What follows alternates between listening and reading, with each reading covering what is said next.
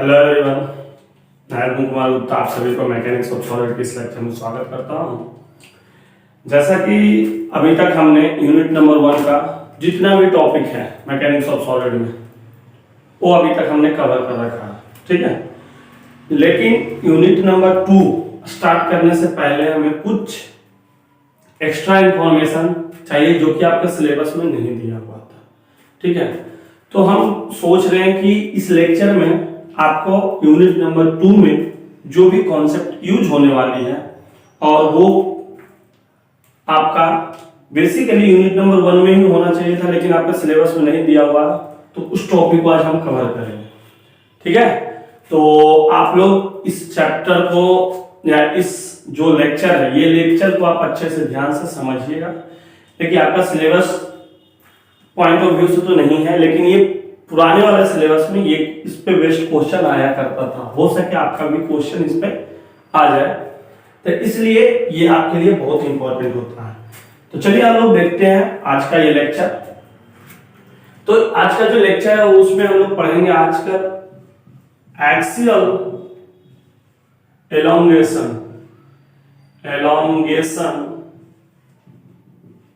Of prismatic bar, axial elongation of bar due to external load, ठीक है। Axial elongation of bar due to external load के बारे में आज पढ़ेंगे। बहुत सारे के बाद बहुत अलग अलग तरीके के बार होता है। देखो जैसे कि बोल सकते हैं हम लोग प्रिज्मेटिक बार होता है,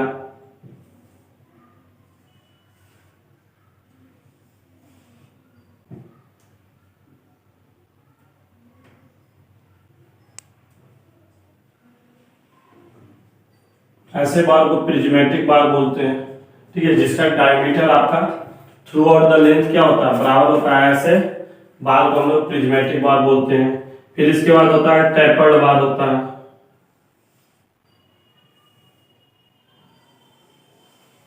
ऐसा भी बार होता है, ठीक है, जिसका थ्रू आउट द लेंथ क्या होता है, इंक्रीमेंट करते रहता है आपका डायमीटर। यहाँ के डायमीटर अलग है, यहाँ के डायमीटर D1 है और यहाँ के डायमीटर क्या है, D2 है, ठीक है। और D2 क्या है आपका, ज्यादा है किससे, D1 से। ये हो गया आपका टेपर्ड, इसको बोलते हैं टेपर्ड।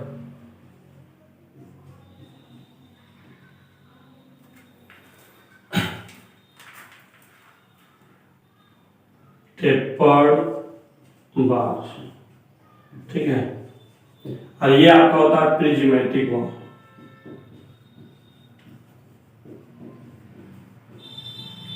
प्रिज्मेटिक बार है जिसका डायमीटर आपका यहां भी क्या है, D है, यहां भी आपका डायमीटर क्या है, D है, ठीक है। इसके अलावा आपको स्टेप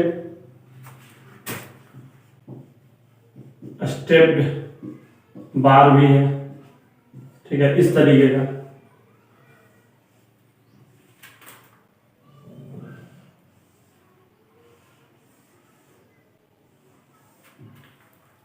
ठीक है, जिसका यहाँ पे अलग डायमीटर होगा, कुछ भी D1 है, इसकी डायमीटर अलग है, D2 है, इसकी डायमीटर अलग है, D3, ठीक है।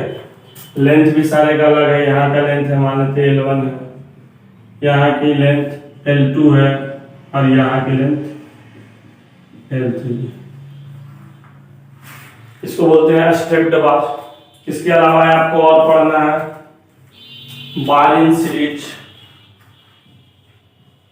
बार इन सीरीज, ठीक है। सीरीज में बार हो सकता है इस तरीके से,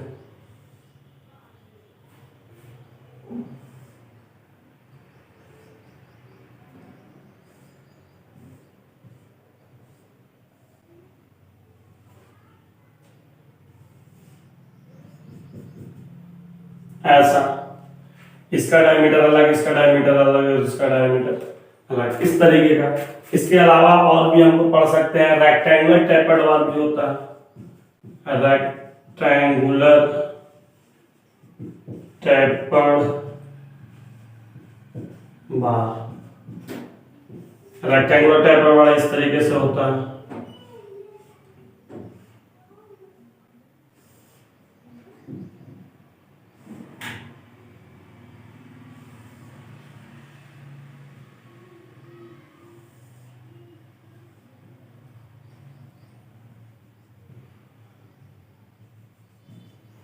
ठीक है, इस तरीके का आपका रेक्टेंगुलर टेपर्ड बार हो गया, ये अपर और ये पीछे का। ठीक है, यहाँ का लेंथ अलग है, L1 है, B1 है, यहाँ लेंथ L2 है और B2 है।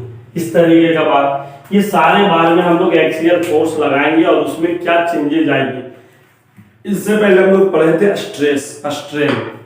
तो स्ट्रेन जो होती है वो क्या होता है, change in length with respect to original length. ठीक है, तो चेंज इन लेंथ तो कितने से चेंज कर रही है उसकी वैल्यू हम लोग कैलकुलेट करेंगे इसमें। एलोंगेशन का मतलब यही होता है कि कितने से चेंज कर रही है, वो वैल्यू पे एग्जैक्ट निकालना। ठीक है, हम आज का जो लेक्चर है इसमें हम केवल आपको यही चीज बताएंगे। जितने भी फिगर इस पे दिया गया है बोर्ड पे, ये सारे फिगर का हम लोग निकाल कर दिखाएंगे, हम निकाल कर आपको दिखाएंगे एलोंगेशन। ठीक है, या फिर इसको बोलते हैं डिफ्लेक्शन, या फिर बोल सकते हो चेंज इन लेंथ कि कितने से ये चेंज कर रहा है। ठीक है, अभी इसकी स्टार्टिंग में जो भी लेंथ है मान लिया कि अभी जो लेंथ है ये वैल्यू L है। आफ्टर लोड अप्लाइंग लोड, इस पर हम लोड लगाएंगे। ठीक है, P अमाउंट का लोड लगाएं, तो P अमाउंट के लोड लगाने के बाद इसमें चेंज आएगी। और ये मान लो डायमीटर है तो कुछ एरिया तो बनेगा, डायमीटर से सर्कुलर है तो क्या होता है, एरिया बराबर π/4 ds²। ये एरिया हो गया, ये लोड हो गया, लोड अपॉन एरिया स्ट्रेस होगा, स्ट्रेस होगा तो स्ट्रेन होगा। ठीक है, यंग्स मॉडुलस इसका दे दिया है y भी बोल सकते हैं या फिर आप E भी बोल सकते हैं। तो E दे दिया है तो यहाँ से हम लोग चेंज, इसको आपको पता है कि आगे चल के चेंज होगा, और चेंज होकर ये क्या हो जाएगा, चेंज इन लेंथ से कुछ तो चेंज करेगा। तो चेंज इन लेंथ की जो वैल्यू होगी यही फाइंड आउट करना हमारा इस लेक्चर में, या फिर बोल सकते हैं कि इस टॉपिक में हमें यही चीज कैलकुलेट करनी है। तो थोड़ा ध्यान से देखिएगा, समझिएगा, समझने का कोशिश कीजिएगा। हम डेरिवेशन पे नहीं जाएंगे, हम डायरेक्ट आपको फॉर्मूला बताएंगे और उस पर बेस्ड कुछ आपको एग्जांपल्स दिखाएंगे। ठीक है, तो चलिए आज हम स्टार्ट करते हैं एक एक करके सारे चीज को। तो सबसे पहले हम लोग प्रिज्मेटिक बार के बारे, प्रिज्मेटिक बार हम लोग सर्कुलर को लेकर चल रहे हैं। 2-3 तरह के प्रिज्मेटिक बार हो सकता है।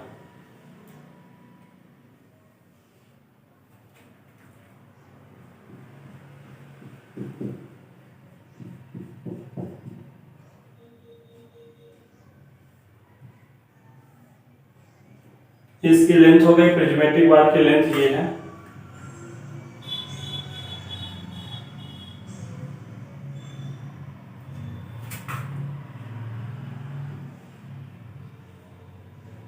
डायमीटर d है। ठीक है, और इसकी प्रॉपर्टी दी हुई है, यंग्स मॉडुलस की वैल्यू आपका क्या दे दिया है, E दे दिया है। E की वैल्यू दी होती है, यहाँ पे हम लोग केवल डेरिवेशन के लिए लेकर चलते हैं। ये क्या है आपका, यंग्स मॉडुलस ऑफ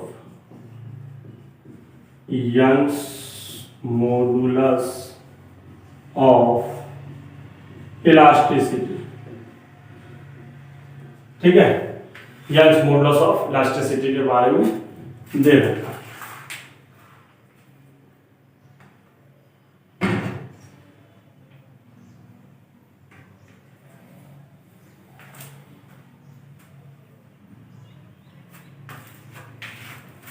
चलिए हम लोग देखते हैं यंग्स मॉडुलस ऑफ इलास्टिसिटी के बारे में दे रखा है। E दिया है, D दिया है, L दिया है। तो इसमें अब हम लगाते हैं लोड। मान लेते हैं P अमाउंट का लोड लग रहा है,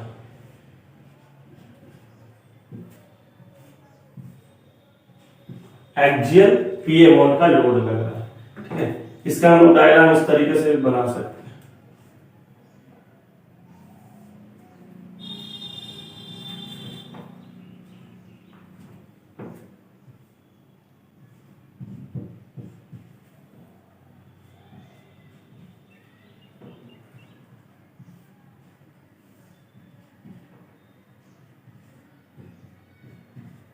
ठीक है, और यंग्स मॉडुलस आपका ये दिया हुआ है, ये लिख दिया। तो यहां से इस सर्कुलर का अगर इसको ये साइड से देखोगे तो तुम्हें कुछ इस तरीके से दिखेगा। तो ये एरिया कैसे निकलेगा, ये एरिया निकालना है। एरिया बराबर क्या होता है, पाई आर स्क्वायर होता है, हमने आपको बताया था, ठीक है।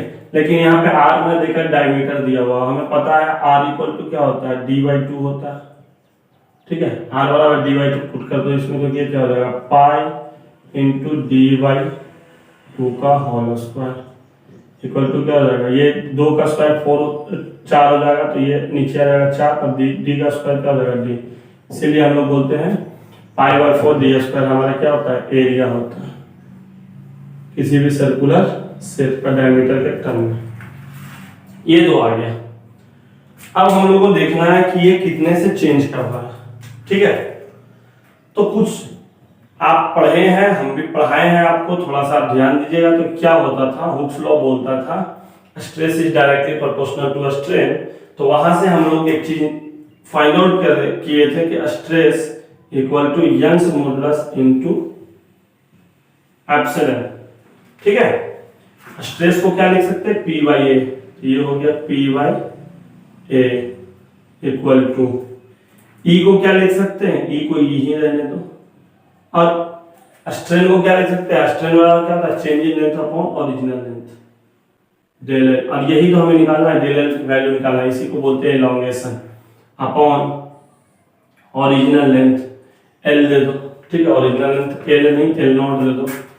चलो यहाँ पे ये एल हो गया और ये एल, इस तरीके का एल क्यों, ये नोटेशन जो दिए हैं वही। अब क्या होगा, क्रॉस मल्टीप्लीकेशन वगैरह करो तो P इंटू एल हो जाएगा, डेल एल बराबर क्या हो जाएगा, del L equal to P into L upon A, ठीक है। ये आपका वैल्यू हो गया चेंज इन लेंथ का, ठीक है। इसको हम लोग बोलते हैं एलोंगेशन, एलोंगेशन इन बार, ठीक है। अब ये mm में आएगा या मीटर में आएगा वो हम लोग देख लेंगे जब फॉर्मूले पुट करेंगे, वैल्यू पुट करेंगे, सारा वैल्यू पुट करेंगे। इसको न्यूटन में रखोगे, इसको मीटर में रखोगे, इसको भी मीटर स्क्वायर में रखोगे, और ये आपका न्यूटन पर मीटर स्क्वायर में होगा, तो इसका आंसर मीटर में आएगा, ठीक है। और अगर mm में रखोगे तो इसका आंसर mm में आएगा, ठीक है। इस तरीके से यहाँ पे आपका वैल्यू आती है। ये चीज तो हमें समझ में आ गई कि इस तरीके से हमारा प्रिज्मेटिक बार का चेंजिंग लेंथ निकल जाएगा। अगर डायरेक्ट आएगा तो डायरेक्ट आप चेंजिंग लेंथ या एलोंगेशन आप लोग डायरेक्ट निकाल सकते हैं। इसको बहुत तरीके से डिनोट करता है, डेल एल से भी डिनोट कर देता है, कहीं कहीं इस तरीके से भी नोटेशन दे देता है इसको, इसका नोटेशन इस तरीके से भी होता है, चेंज इन लेंथ, ठीक है। ये भी आपका इसी का नोटेशन है। तो ये आपका प्रिज्मेटिक बार जिसमें हमने सर्कुलर शेप का लेकर चला, ठीक है। इसके अलावा प्रिज्मेटिक बार और कैसा हो सकता है तो देख लीजिए। एक तो एक प्रकार का हो गया केस 1 हो गया, बोल सकते हैं केस फर्स्ट हो गया प्रिज्मेटिक बार ऐसा। एक और हो सकता है प्रिज्मेटिक बार आपका इस तरीके से भी हो सकता है,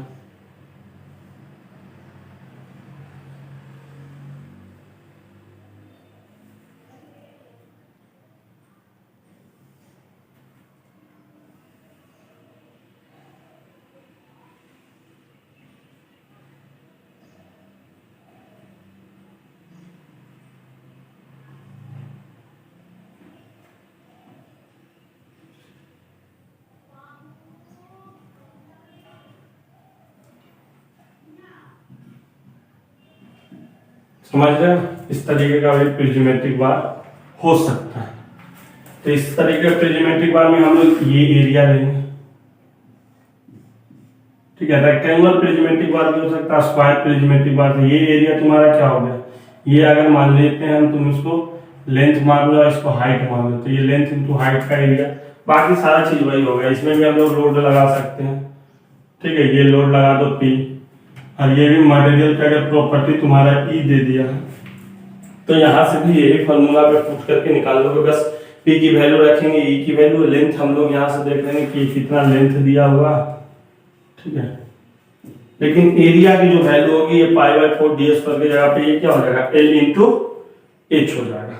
ठीक है, इस तरीके से बहुत सारा केस हो सकता है, केस 1 केस 2 केस 3 केस 4 करके इस तरीके से बहुत सारा दे सकते हैं। आप बुक में देखिएगा बहुत सारा मिलेगा, आपको कोई भी डाउट होगा तो आप हमसे पूछ सकते हैं उसके रिलेटेड। ठीक है, नेक्स्ट अब हम प्रिज्मेटिक बार तो दिखा दिए आपको, इसमें इलॉन्गेशन, अब इस पे बेस्ट न्यूमेरिकल भी हो सकती है।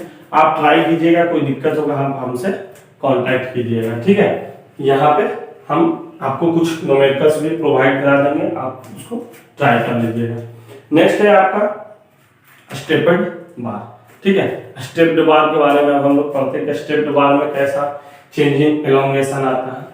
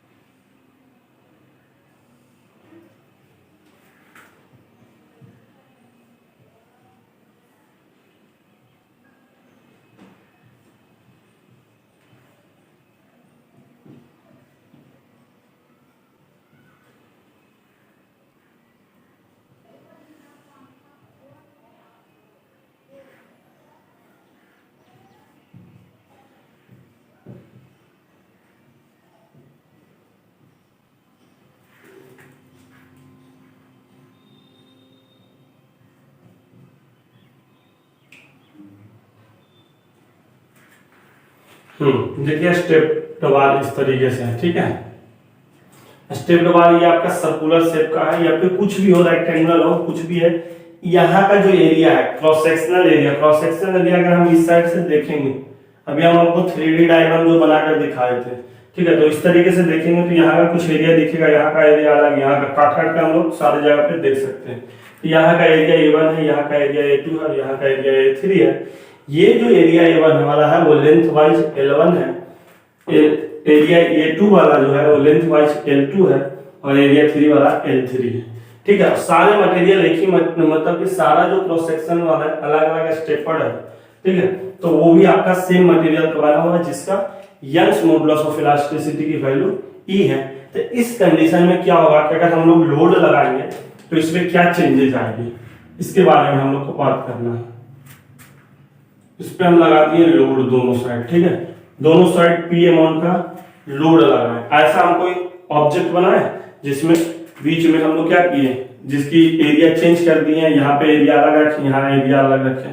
ठीक है, उसके बाद दोनों साइड से हम लोग लोड लगा रहे हैं, तो फिर उस समय कितना एलोंगेशन होगा थ्रू आउट द मेंबर में, कितना यहाँ से लेकर यहाँ तक ये लेंथ वाइज ये कितना इंक्रीज करेगा, ये हम लोग को कैलकुलेट करना होता है। तो इसमें अगर एलोंगेशन की फॉर्मूला बताएंगे तो ये होता है एलोंगेशन यानी डेल एल बोल सकते हो या फिर एल बोल सकते हो। ठीक है, डेल एल मतलब total length, change in total length. ये आपका वैल्यू जो होता है ये होता है P Y E into L1 by A1 plus L2 by A2 plus L3 by A3।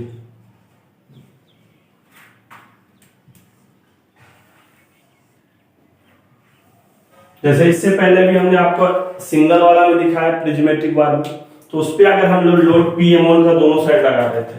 ठीक है, जब P अमाउंट का लोड लगा रहे थे तो वहां पे चेंज हो रही थी क्या, PL बाई AE हो रहा था। ठीक है, तो अब क्या कर रहे हैं, इसी तरीके से 3-4 सेक्शन और भी सेक्शन हो सकता है।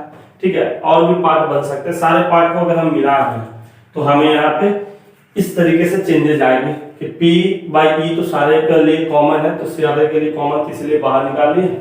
और ये L1 अलग है, A1 अलग है, L2 अलग है, A2 अलग है, A3 अलग है, L3 अलग है। इस तरीके से यहाँ पे चेंजेस आएगी आपके एलोंगेशन में। देखिए ये सब्जेक्ट जो है आपका मैकेनिक्स ऑफ सॉलिड या फिर बोल सकते हैं आप स्ट्रेंथ ऑफ मटेरियल, ये अपने आप में बहुत बड़ा सब्जेक्ट है। ठीक है, हर एक चीज पॉसिबल नहीं है आपको एक मतलब कि आपके सेमेस्टर के अंदर में ही पढ़ा देना। तो कुछ कुछ आपकी जो टॉपिक्स हैं जो आपको खुद से कवर करनी पड़ेगी। अगर उसमें कोई डाउट वगैरह है और आपको लगता है सर इससे भी क्वेश्चन आता है, तो आप लोग स्टडी कीजिए और हमें कमेंट करके बताइए या फिर आप हमें मैसेज करके बताइए कि सर इस टॉपिक को भी आप कवर कर दीजिए, तो हम वो टॉपिक को कवर कर देंगे। ठीक है, अगर हम केवल टॉपिक अपने हिसाब से अगर हम पढ़ाना स्टार्ट करें तो ये करीब करीब 100 से 150 घंटा में खत्म होती है। यानी कि आपका कम से कम 200 लेक्चर हो जाएंगे, 200 लेक्चर बनेंगे तब जाकर ये खत्म होंगी। तो ये तो बहुत लंबा टाइम है, तो इतना ज्यादा टाइम देते नहीं है कोई भी लोग, या फिर आपके लिए भी इतना ज्यादा नहीं कि फर्स्ट बार पढ़ रहे हैं, अभी आप थोड़ा थोड़ा सा बेसिक जानते रहिए, फिर एक दो बार और भी स्टडी कीजिएगा। और इसका बहुत सारा पार्ट है जिसको आगे भी फर्दर सेमेस्टर में आपको पढ़ना है। ठीक है, तो बस इस तरीके से आपको केवल नॉलेज होना चाहिए। ऑब्जेक्टिव पॉइंट ऑफ व्यू से ऐसे ऐसे क्वेश्चन पूछ दिए जाते हैं और आपका ये डायरेक्ट वैल्यू पूछ दिया जाता है, इसमें से कौन सा वैल्यू है और टिक करना है। ठीक है, चलिए ये था आपका स्टेपर्ड वार में। अब नेक्स्ट हम आपको बता रहे हैं सर्कुलर टेपर्ड वार के बारे में। सर्कुलर टेपर्ड वार।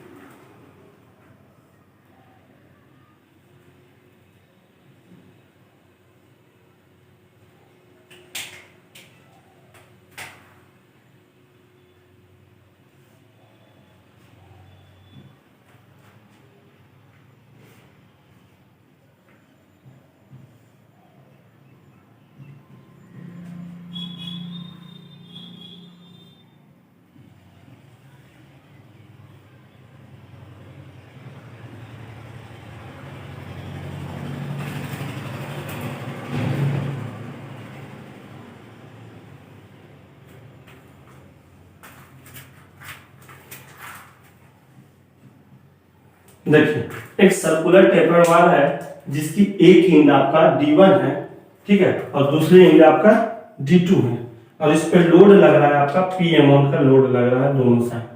ठीक है, P अमाउंट का लोड लग रहा है और लेंथ आपका कितना है L है। तो इसमें एलोंगेशन किसे आएगा, और एलोंगेशन आएगा क्योंकि अभी तो एरिया कहाँ का निकालेंगे। ठीक है, तो इसमें हम लोग को ये चीज नहीं करना कि एरिया कैसे निकालते हैं। अगर आप उसके बारे में तो मैथ में आप पढ़ लीजिएगा।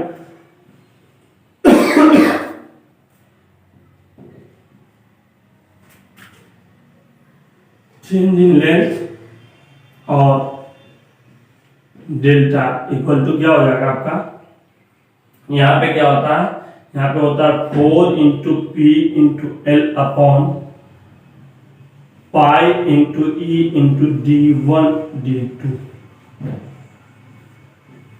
एरिया को हम लोग इस तरीके से लिख देते हैं D1 D2 pi by 4 D1 D2। ठीक है, यहाँ पे आपका एरिया जो होगा वो आपका सर्कुलर आएगा तो क्या होता है D1 या D का स्क्वायर हो जाता है और यहाँ पे D1 D2 हो जाता है, बस इतना ही डिफरेंस होता है दोनों में।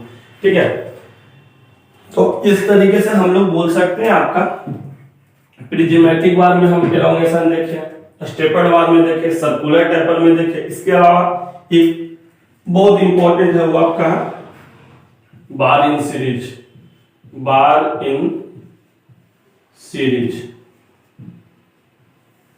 ठीक है, जब बार इन सीरीज रहता है तो उस तरीके से कैसे होता है, तो देखिए जो बार इन सीरीज वाला जो हमने फॉर्मूला बताया वो आपका यही वाला है। ठीक है, यही आपका बार इन सीरीज, ये सीरीज वाइज है।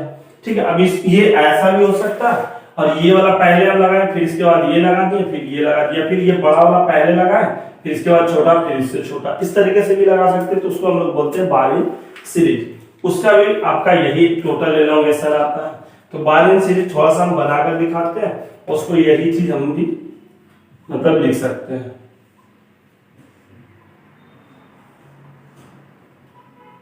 देखिए, क्वेश्चन पूछने के लिए बहुत तरीका है, बहुत तरीके से क्वेश्चन पूछा जा सकता है।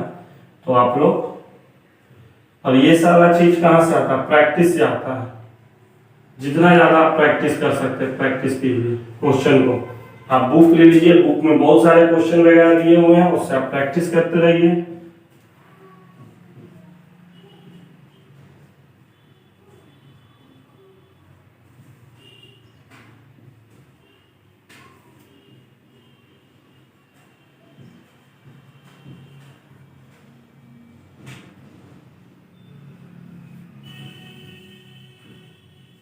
तीन मेंबर है जो कि सीरीज में है, और लोड सारे में कॉमन पी ही लग रहा है, और लेंथ L1 L2 L3 है, और एरिया A1 A2 A3 है। तो इस तरीके से अगर टोटल लेंथ चेंजेज में, टोटल लेंथ में चेंज अगर हम लोग देखेंगे तो उसकी फॉर्मूला इस तरीके से हो जाएगा PL1। यहाँ पे हम लोग ऐसा भी बोल सकते हैं, डेल L की जो फॉर्मूला होगा, डेल L टोटल, वो होगा क्या? डेल L 1 में, ठीक है, ये 1 वाला मेंबर में, प्लस डेल L 2 वाले मेंबर में, प्लस डेल L 3 वाले मेंबर में। और इसी को अगर तुम एलोबरेट कर दोगे तो यही चीज आ जाएगा। ठीक है, तो इस तरीके से हम लोग कुछ एलोंगेशन वाली फॉर्मूला है जो देख रहे हैं। और एलोंगेशन क्यों होता है? क्योंकि इस पे लोड लग रही है, लोड लग रही है तो इसकी लेंथ चेंज होगी। अगर इसकी लेंथ चेंज हो रही है तो वहां पे कितनी अमाउंट में लेंथ चेंज हो रही है उसकी वैल्यू हम लोग ऐसे कैलकुलेट करते हैं। ऐसा क्यों बताया गया, ये सब क्यों पढ़ाया गया? क्योंकि आपका जो सेकेंड यूनिट है, अभी तक जो आपका फर्स्ट यूनिट कंप्लीट हो गया, अब सेकेंड यूनिट में आपको यही चीज पढ़ाना है, स्ट्रेन एनर्जी। ठीक है, स्ट्रेन एनर्जी इन अ बार। तो स्ट्रेन एनर्जी में डायरेक्ट हम लोग यही एलोंगेशन का यूज करेंगे, यही फॉर्मूले का यूज करेंगे, और वहां पे किसी भी बॉडी के अंदर में स्ट्रेन एनर्जी निकालेंगे। स्ट्रेन एनर्जी क्या होता है, थोड़ा सा इंट्रोडक्शन यही दे देते हैं आपको। स्ट्रेन एनर्जी बेसिकली आपको क्या करता है कि उसके अंदर जब हम उस पर लोड लगाते हैं तो इसके द्वारा कितना स्ट्रेन, मतलब कि जब ये स्ट्रेन, स्ट्रेन का मतलब क्या हुआ? खिंचाव हुआ, तो ये कितना एनर्जी अपने अंदर रिलीज कर, मतलब कि आप मतलब कि एनर्जी को यूज करता है। ठीक है, तो वैसी एनर्जी को हम लोग को कैलकुलेट करना होता है, उसको बोलते हैं स्ट्रेन एनर्जी। और वो स्ट्रेन एनर्जी आपका किसके से आता है? एलोंगेशन के हेल्प से आता है। तो आपका नेक्स्ट जो लेक्चर होगा वो आपका यूनिट नंबर 2 का होगा। यूनिट नंबर 2 का पहला लेक्चर होगा और बहुत ही इंपॉर्टेंट है। ठीक है, तो आपका 2 लेक्चर में आपका नेक्स्ट यूनिट यानी यूनिट नंबर 2 कंप्लीट होगा। ठीक है, फिर मिलते हैं आप लोग को नेक्स्ट लेक्चर में नेक्स्ट टॉपिक के साथ। तब तक के लिए आप लोग मन लगाकर पढ़ते रहें। Thanks for watching this video.